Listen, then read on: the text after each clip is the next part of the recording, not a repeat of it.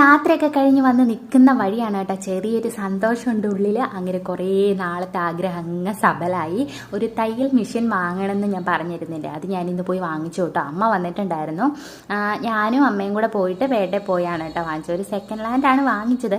ഞാനത്ര വലിയ തയ്യൽ എക്സ്പെർട്ടൊന്നും അല്ലാത്തത് കൊണ്ടും തൽക്കാലം പിടിച്ചു വെക്കാൻ നമുക്ക് അത് മതിയല്ലോ. പിന്നെ പുതിയ തയ്യൽ മെഷീന് വില ചോദിച്ചപ്പോഴത്തേക്കിനും അത് 17,000 രൂപയൊക്കെ ആവും കേട്ടോ. അപ്പം നമുക്ക് കിട്ടിയ വരുമാനം ഫുൾ അതിൽ തീരേണ്ട അവസ്ഥയായിരുന്നു. അപ്പോൾ അതുകൊണ്ട് ഞാൻ പിന്നെ തൽക്കാലത്തിന് സെക്കൻഡ് ഹാൻഡ് മേടിക്കാമെന്ന് വിചാരിച്ചു. സെക്കൻഡ് ഹാൻഡ് എന്ന് ഞാൻ കഴിഞ്ഞ ദിവസം പറഞ്ഞു കഴിഞ്ഞപ്പോൾ ആരും എന്നോട് പറഞ്ഞായിരുന്നു സെക്കൻഡ് ഹാൻഡ് എന്നാണെന്ന് ശരിയായിട്ടുള്ള പദപ്രയോഗം കേട്ടോ. അപ്പോൾ അത് ഞാൻ തിരുത്തിയിട്ടുണ്ട്. ഇവിടെയൊക്കെ ഇങ്ങനെ എല്ലാവരും സെക്കൻഡ് ഹാൻഡ് എന്ന് പറഞ്ഞാൽ കേട്ടേക്കുന്നത്. അതാണ് ഞാൻ അന്ന് അങ്ങനെ പറഞ്ഞത് കേട്ടോ. അപ്പം ഞാനും അമ്മയും കൂടെ പോയാണ് വാങ്ങിച്ചത്. പേട്ടയിൽ പോയി മേടിച്ചു. നമ്മുടെ തയ്യൽ മെഷീൻ വീട്ടിലേക്ക് ഞാൻ എണ്ണയൊക്കെ തൂത്ത് വെച്ചിരിക്കുകയാണ്. അപ്പം എൻ്റെ കുഞ്ഞാഗ്രഹം സാധിച്ചെന്ന് നിങ്ങൾ ഓരോരുത്തരോടും എൻ്റെ ഹൃദയം നിറഞ്ഞ നന്ദി അറിയിക്കുന്നു.